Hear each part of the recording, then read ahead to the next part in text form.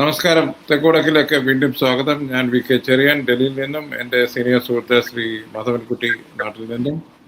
ഞങ്ങൾ ഇന്ന് ചർച്ച ചെയ്യുന്നത് ഇന്നലെ രാഹുൽ ഗാന്ധി പ്രഖ്യാപിച്ച ഇന്ദിര ഗ്യാരണ്ടി സ്കീമുകളെ കുറിച്ചാണ്. പ്രത്യേകിച്ച് ഇത് കേരളത്തിൻ്റെ UDFിൻ്റെ കോൺഗ്രസിൻ്റെ ഒരു ഇലക്ഷൻ മാനിഫെസ്റ്റോ പോലെ വന്നിരിക്കുകയാണ്. അതും വന്നത് പ്രതിപക്ഷ നേതാവിൻ്റെ കേരള യാത്രയുടെ സമാപന സമ്മേളനത്തിൽ തിരുവനന്തപുരത്ത് വെച്ചായിരുന്നു. അത് 5 ഗ്യാരണ്ടികൾ.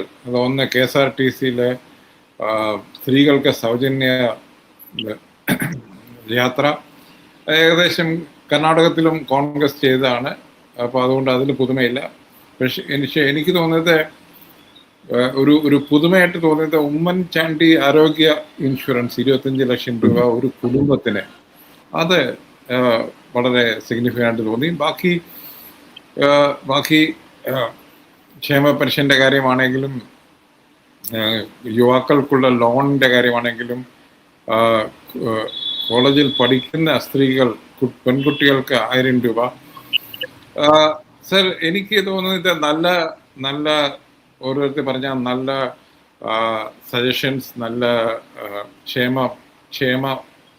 ജനക്ഷേമപരമായ നല്ലൊരു വാഗ്ദാനങ്ങൾ. പക്ഷേ ഇതിനൊക്കെയുള്ള പൈസ അല്ലെങ്കിൽ സാമ്പത്തിക ശേഷി കേരള സർക്കാരിനുണ്ടോ എന്നൊരു ചോദ്യം അവിടെ അവശേഷിക്കുന്നില്ലേ സർ? അതെ, ചെറിയ ഒന്ന് താങ്കൾ ഉന്നയിച്ച യഥാർത്ഥ പ്രശ്നം കേരളത്തിന്റെ ഇന്നത്തെ സാമ്പത്തിക സ്ഥിതിയും കേന്ദ്ര സംസ്ഥാന ബന്ധങ്ങളുടെ അവസ്ഥയും. അതായത് ഇപ്പോൾ UDF ആണ് അധികാരത്തിൽ വരുന്നതെങ്കിൽ പോലും തികച്ചും സൗഹൃദപരമായിട്ടുള്ള ഒരു കേന്ദ്ര സംസ്ഥാന ബന്ധം സാധ്യമല്ല എന്ന് നമുക്ക് കർണാടക കേന്ദ്ര സർക്കാരും തമ്മിലുള്ള ബന്ധം, അല്ലെങ്കിൽ ബംഗാളും മോഡി സർക്കാരും തമ്മിലുള്ള ബന്ധത്തിൽ നിന്ന് നമുക്ക് വ്യക്തമാണ്. നമുക്ക് സാമ്പത്തികമായി ഈ കേന്ദ്ര സർക്കാരിന്റെ ഉപരോധത്തെ കൂടി മറികടന്നുകൊണ്ട് വേണം ഇത്തരത്തിലുള്ള ക്ഷേമ പദ്ധതികൾക്കുള്ള പണം കണ്ടെത്താൻ. അതൊരു യഥാർത്ഥ ഒരു താങ്കൾ ഉന്നയിച്ച പോലെ തന്നെ ഇതെല്ലാം ഞാൻ ഈ പറയുന്ന പോലെ താങ്കൾ ഏത് ക്ഷേമ പരിപാടിയെയും ഞാൻ സ്വാഗതം ചെയ്യുകയാണ്. അത് നല്ല ഉദ്ദേശത്തോടു കൂടിയും കേരളത്തിലെ ജനങ്ങൾക്ക് വളരെ വളരെ വളരെ കേരളത്തിലെ ജനങ്ങളുടെ ഇന്നത്തെ സാമൂഹിക സന്ദർഭത്തിന് യോജിച്ചതുമായിട്ടുള്ള പദ്ധതികൾ തന്നെയാണ് രാഹുൽ ഗാന്ധി പ്രഖ്യാപിച്ചിട്ടുള്ളത്. പക്ഷേ താങ്കൾ ഉന്നയിച്ച അടിസ്ഥാന പ്രശ്നം, ഫെഡറൽ വ്യവസ്ഥ ഇത്രയ്ക്ക് ക്ഷീണം സംഭവിച്ചിരിക്കുന്ന ഒരു സമയത്ത് ഇതിനുള്ള വേണ്ട റിസോഴ്സസ് കണ്ടെത്താൻ കഴിയും എന്നുകൂടി. പക്ഷെ ഒരുപക്ഷെ എനിക്ക് UDFിന്റെ മാനിഫെസ്റ്റോയിൽ അത് വന്നേക്കാൻ സാധ്യതയുണ്ട്.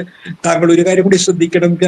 ഈ ബഡ്ജറ്റിന് പുറത്തുള്ള ധനശേഖരണത്തിന് CPM-ഉം അല്ലെങ്കിൽ തോമസ് ഐസക്കും ഒക്കെ കണ്ടെത്തിയ കിഫ്ബി എന്തായാലും UDFന് സ്വീകാര്യമല്ല. അതും വളരെ ഇനി താങ്കൾ തീർച്ചയായിട്ടും എന്തെങ്കിലും കണ്ടുകൊണ്ടല്ലാതെ രാഹുൽ ഗാന്ധി ഇത്തരത്തിലുള്ളൊരു പ്രഖ്യാപനം നടത്തുകയില്ല എന്ന് താങ്കൾ പറയുന്നതിനോട് ഞാൻ യോജിക്കുന്നു. ഒരു പക്ഷേ അദ്ദേഹം ഏതെങ്കിലും വിദഗ്ധ സമിതിയുടെ ഒരു ധാരണയിൽ നിന്ന് കേരളത്തിന്റെ പ്രശ്നങ്ങൾ, അതായത് പ്രായം കൂടി വരുന്ന ഒരു സമൂഹം, പെൺകുട്ടികൾക്ക് ഇപ്പോഴും ജോലിയിലെ പങ്കാളിത്തം കുറവുള്ള സമൂഹം, ഇത്തരത്തിലുള്ള കാര്യങ്ങളെല്ലാം അത് അദ്ദേഹം അഡ്രസ് ചെയ്തിരിക്കുന്നതെല്ലാം ശരിയാണ്. പക്ഷേ ഇതിന് എവിടെ വിഭവം കണ്ടെത്തും എന്നുള്ളതിന്, അത് പ്രത്യേകിച്ച് ഇന്നത്തെ ഇന്ത്യൻ സാഹചര്യത്തിൽ കേരളത്തിന് ഈ ആഭ്യന്തര വിഭവ സമാഹരണത്തിൽ എന്ത് പുതിയ പാന്താവാണ്, എന്ത് വിധത്തിലുള്ള സോഴ്സാണ് അദ്ദേഹം കാണുന്നത്?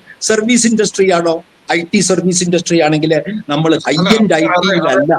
ഹൈ-എൻഡ് IT ആ ഒരു ചിന്ത നമുക്കൊക്കെ ഉണ്ടായിക്കഴിഞ്ഞാൽ ഈ ഇന്നത്തെ സാമ്പത്തിക രംഗം മുടച്ചു വാർക്കേണ്ടിയിരിക്കുന്നു, ഇങ്ങനെ പോയാൽ പറ്റത്തില്ല എന്ന്. അത് തീർച്ചയായിട്ടും ആ കാര്യത്തെ സംബന്ധിച്ച് കേരള മാതൃക വഴിമുട്ടി നിൽക്കുകയാണെന്ന് ഞാനും ചെറിയാനും പിണറായി വിജയനും രാഹുൽ ഗാന്ധിക്കും അറിയുന്ന കാര്യമാണ്. കേരളത്തിന്റെ നമ്മൾ ഇതുവരെ പൊട്ടിഘോഷിച്ച കേരള അനുഭവം അല്ലെങ്കിൽ കേരള മാതൃക ഒരു ദിശാസന്ധിയിലാണ്, വഴിമുട്ടി നിൽക്കുകയാണ്.